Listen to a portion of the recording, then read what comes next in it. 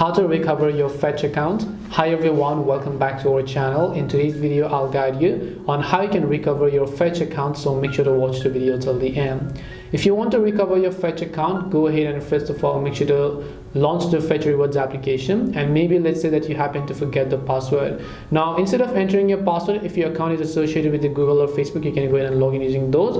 If you look at the bottom, you'll find a little sign in option. Make sure to tap on sign in. If you had remembered your account details, you would be able to enter and log in, or you could have chosen to log in with these socials over here.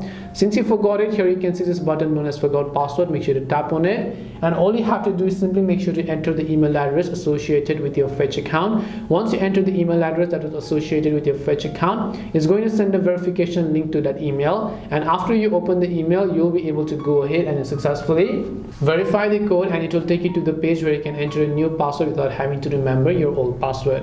This way you'll be able to recover your Fetch account. Hope this video was very helpful. If you have got any questions, then feel free to leave them down. Thank you for watching, and see you in the next video.